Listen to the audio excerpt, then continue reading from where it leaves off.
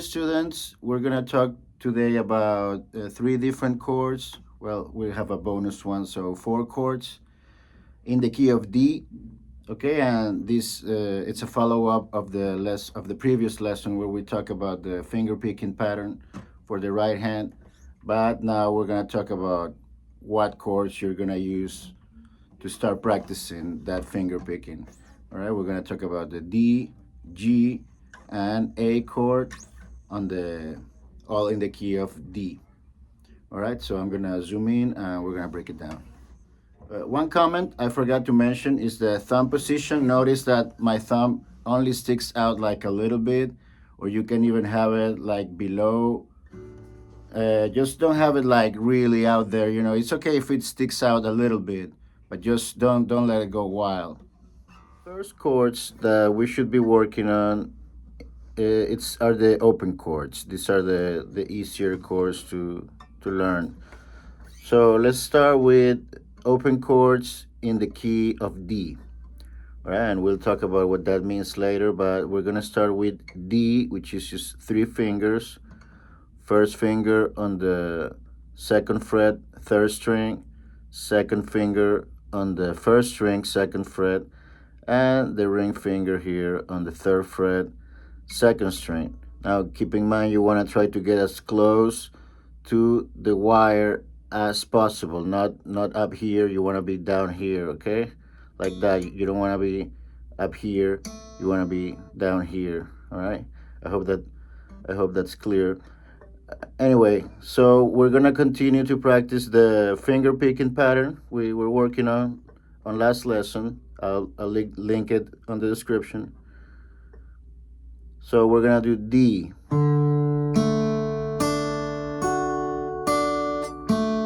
Right, same pattern, same ballad finger picking we discussed on the previous lesson.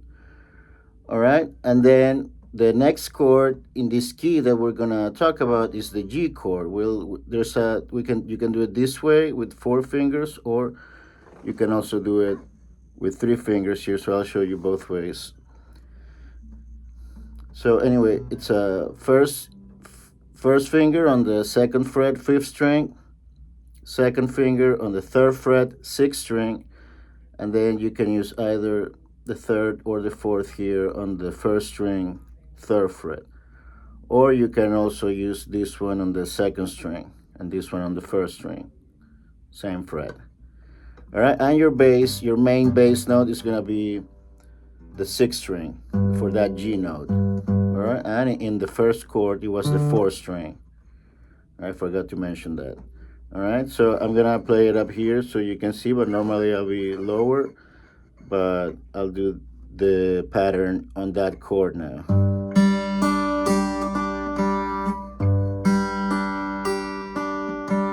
All right, just do it. It can be one time each or two times. And then the next chord in this key is gonna be A, and the bass note is gonna be on the fifth string, the open A. That's because the root of the chord is gonna be the note that gives it its name.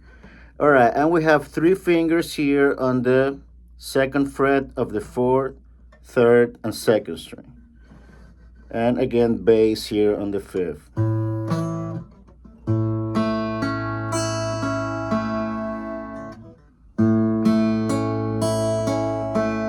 All right, and also practice it with a downward strum.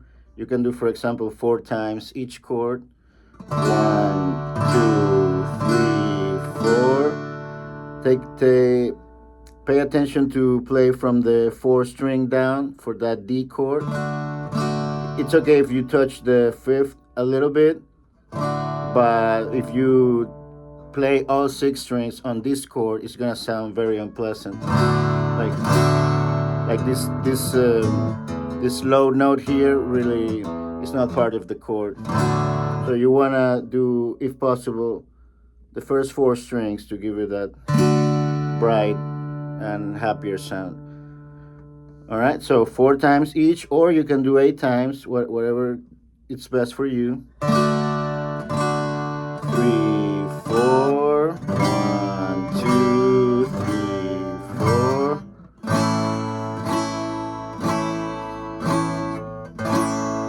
can do 2 times on the last one.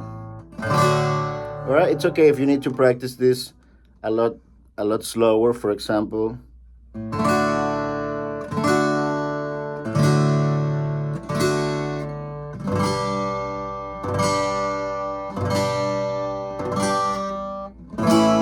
can use these 3 fingers or these 3.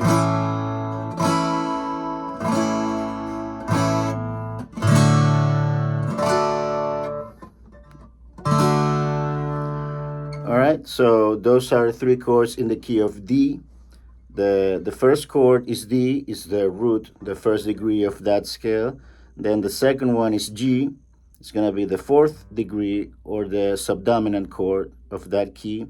And lastly, you have the A, which is the dominant chord in that key, although we didn't do the 7, which is the actual dominant chord. Okay, then we can learn that also it's similar to the A, but we'll leave a 3rd string open here. You can do it like this or like this.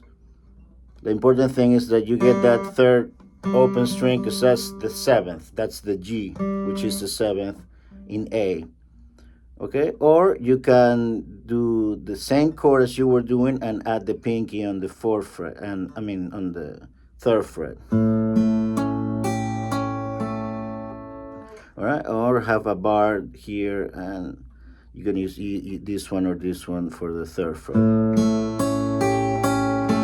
All right, you can play it like that, or like that, or like that, and it's still gonna be A7. Or just do the A chord if you feel more comfortable with that.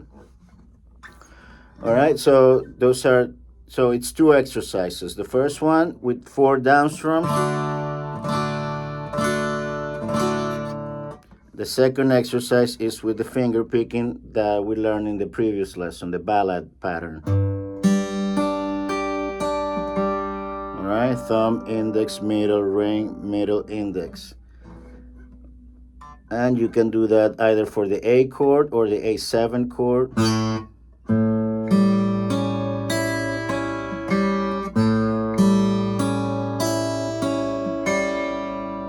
All right, and in the next lesson, we're gonna do a few more chords in different keys.